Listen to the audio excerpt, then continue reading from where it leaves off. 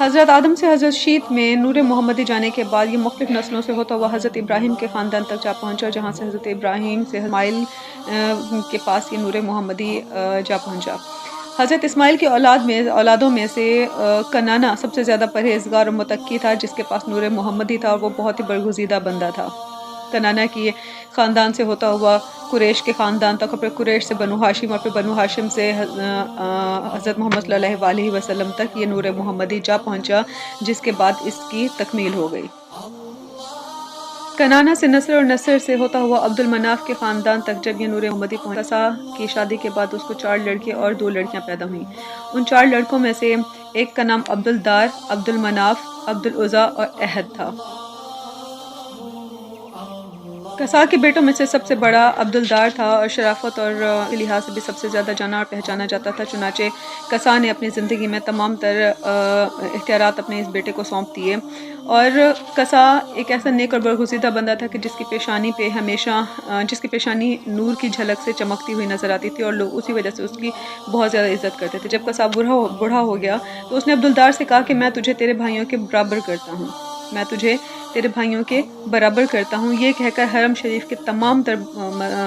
تمام تر مناصب اس کے سپرد کر دیے۔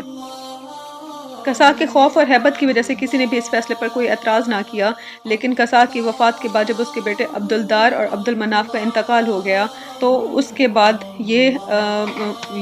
فرائض جو ہیں عبد المناف نے سر انجام دیے۔ عبد المناف کے آگے 4 بیٹے تھے، جن میں سے ایک ہاشم، عبد المناف، مطب اور نوفل تھے۔ سب سے بڑا بیٹا ہونے کی حیثیت سے ہاشم کو فرائض حرم ادا کرنے کی ذمہ داری دی گئی، جو کہ بعد میں ہاشم سے مطلب، اور پھر مطلب سے عبد المطلب، اور عبد المطلب سے پھر اس کے بعد ابو طالب کو یہ ذمہ داری ملی کہ وہ اس کو بخوبی سر انجام دیں۔ عبد المناف کے بیٹوں نے تجارت کو بہت بخوبی سے ترقی دی، اور اس طرح سے یہ قریش کا ایک خاندانی پیشہ بن گیا، جس کو کہ سال میں 2 دفعہ ہاشم نے قریش کے لیے سال میں 2 دفعہ تجارتی سفر مقرر کر دیے۔ ان میں سے ایک موسم سرما میں یمن اور حبشہ میں، سرما میں عراق اور شام میں یہ سفر انجام پاتا تھا، جس سے تجارت کا یہ سفر جاری رہا۔ ہاشم کی پیشانی میں نور محمدی چمک رہا تھا، اس وجہ سے جو کوئی بھی آپ کو دیکھتا آپ کے ہاتھ مبارک پر بوسہ دیتا۔ ہاشم تجارت کی غرض سے مختلف ملکوں اور مختلف علاقہ دورہ کرتے، جس دوران میں آپ کو مختلف قبیلوں اور خاندانوں سے شادی کے پیغامات بھی آتے رہے، لیکن ہاشم نے ہمیشہ انکار کیا۔ ایک مرتبہ جب وہ تجارت کی غرض سے شام کو گئے تو راستے میں مدینہ میں بنو عدی بن نجار کے قبیلے میں سے ایک شخص عمرو بن زید کے ہاں ٹھہرے۔ عمرو بن زید کی ایک صاحبزادی سلمہ، جو کہ اپنے حسن و خوبصورتی اور شرافت کے حوالے سے بہت جانی اور پہچانی جاتی تھی، تمام باقی عورتوں سے قبیلے کی باقی تمام عورتوں سے بہت زیادہ ممتاز تھی، تو آپ نے اس سے شادی کر لی۔ لیکن عمرو نے اس ٹائم اپنی بیٹی کی شادی کرتے ہوئے ایک شرط رکھی کہ میری بیٹی پہلا بچہ اپنے میکے میں ہی جنے گی، جس بات کو کہ ہاشم نے قبول کر لیا، اور اس کے بعد وہ نکاح کر کے بیوی کو اپنے ساتھ شادی کے بعد وہ ان کو اپنے ساتھ لے گئے۔ جب واپس آئے اور تو کچھ عرصے کے بعد سلمہ کو جب حمل کے آثار ظاہر ہونا شروع ہوئے تو وعدے کے مطابق ہاشم نے اپنی بیوی سلمہ کو واپس اس کے باپ کے حوالے کیا اور خود سفر کے لیے شام کو چلے گئے۔ وہیں غزہ میں 25 سال کی عمر میں ان کا انتقال ہو گیا، جس کے بعد سلمہ اپنے باپ کے پاس ہی رہی۔ حمل کے بعد سلمہ کو ایک لڑکا پیدا ہوا جس کے سر کے بال کچھ سفید تھے، اس لیے اس نے اس کا نام شیبہ رکھا۔ شیبہ کا نام اس وجہ سے رکھا گیا تاکہ وہ ہاشم جیسی خوبصورت عادات کا مالک ہو اور لوگ اس کی عزت کریں، اور اس نے اپنے نام اور اپنی عادات کی وجہ سے قبیلے میں اور علاقے میں بہت اچھا اپنا مقام بنا لیا۔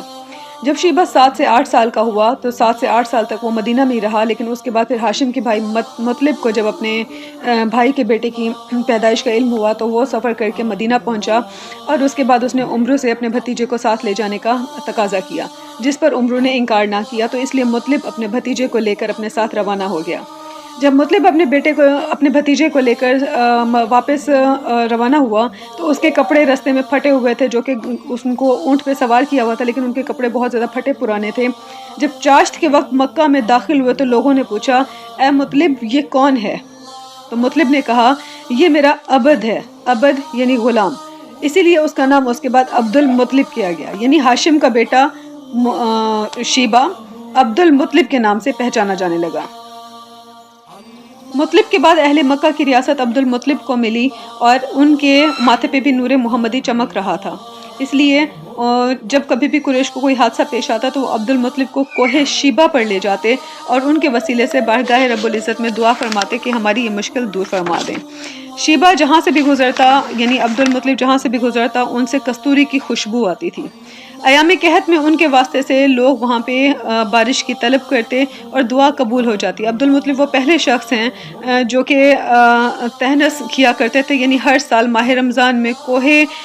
ہرا میں جا کر خدا کے گیان و دھیان میں اپنا وقت گزارا کرتے تھے۔ وہ موحد تھے، شراب اور زنا سے پاک تھے، زنا کو انہوں نے کبھی چھوا بھی نہ تھا، نکاح محرم سے اور بحالت برہنگی طواف کعبہ سے منع کرتے تھے، لڑکیوں کو قتل سے روکتے اور جو کوئی بھی غلط کام کرتا یا چوری چکائی کرتا تو اس کا ہاتھ موقع پہ کٹوا دیتے تاکہ ملک میں امن و امان رہے اور ہر طرف امن کا بول بالا ہو۔